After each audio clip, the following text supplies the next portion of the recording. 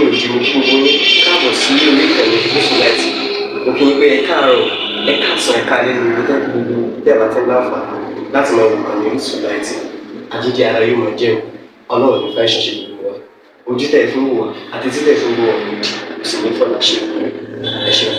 Shazily TV #1 Islamic channel jẹ́ ìkànnì tí ó wà fún oríṣiríṣi wáàsí àti ọ̀rọ̀ ẹ̀sìn látọ̀dọ̀ ọ̀pọ̀lọpọ̀ àwọn àfáà ńláńlá jàǹkàjàǹkà tí wọ́n mọ̀ máa ṣàlàyé ọ̀rọ̀ nípa ẹ̀sìn wa. Ní báyìí ẹ bá mi subscribe sórí Shazily TV kí ẹ̀yin máa jẹ́ ọ̀pọ̀lọpọ̀ gbádùn àwọn fídíò táwọn fi síbẹ̀ lónìí ọ̀rọ̀. Ẹ bá mi like kí ẹ sì bá mi subscribe, ẹ bá mi share kí ẹ bá mi comment sórí àwọn fídíò ìṣẹ̀lẹ̀ bẹ́ẹ̀ ti sí. Brother Abdullahi la ALFA wa pè. Bàbá làwọn fẹ́ bá àwọn àìnà ìlọ sọ̀rọ̀. Afẹ́kẹ́ wá sáàyè yìí. Àsìkò yìí ló sì wà wọn. Kò sí tó jẹ́ wọn ALFA wa lásìkò yìí. Tó ju nǹkan ọ̀kan lọ. Kí ni nǹkan náà?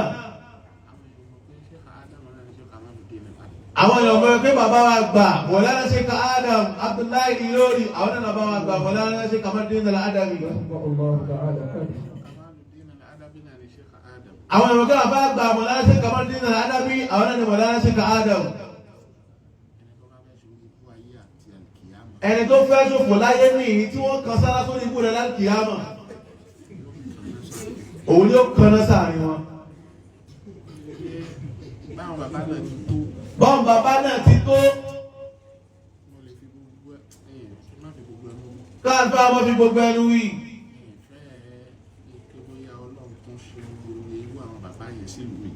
Àlùfà ọkọ̀lọ́ múra, kọ́lọ́wọ̀n fẹ́ ṣúrú oore tó ṣe fún aláàrùn Mọ̀lánà Sheikh Adam àti ọmọ àgbà Mọ̀lánà Sheikh Kamalu Adabi, kọ́lọ́wọ̀n tún ṣe oore tó ṣe fún abẹ́ nínú ojúṣe bẹ́ẹ̀ sí omi. Àlùfà wọn bẹ́ẹ̀ rí. A lè rí náà àgbàlagbà tó jẹ́ wòlíì Ọlọ́run. Àmọ́ṣẹ́ táwọn méjì yìí wá ṣe láyé.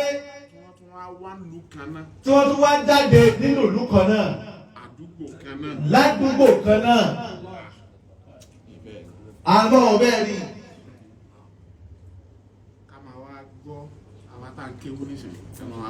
Ká máa wá gbọ́ lẹ́nu àwọn tá à ń kéwú nísìnyí kó máa wá bú wọn. Ìwọ tó bá jọmọ ẹni Ọlọ́run tó wá ló fẹ́ gbìjà ẹni tó bí ọ wọ́n fẹ́ fi kọlu ẹni Ọlọ́run mi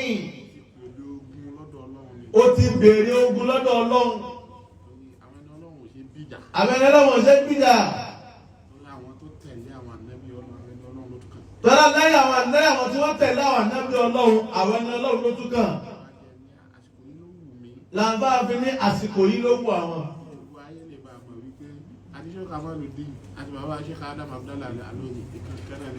Kí gbogbo ayé lè bá àmọ́jọ́ àbá àgbà Sheikh Kamalu Adabi àti àbá àgbà Mọ̀lánà Sheikh Adam ìkan náà ni wá lọ́dọ̀ wa. Ẹ dákun lórí Ọlọ́run. Ẹja sinmi ọ̀tẹ̀. Àwọn bàbá yóò bára wọn jà. Nígbà tó ń bẹ láyé. Àwọn bàbá yóò bára wọn jà. Nígbà tí wọ́n tún pàdé ara lọ́dọ̀ Ọlọ́run. Kí lá máa dá wa lálẹ́ sí? Ẹ dákun torí Ọlọ́run. Ẹ dákun torí Ọlọ́run. Ẹ dákun torí Ọlọ́run.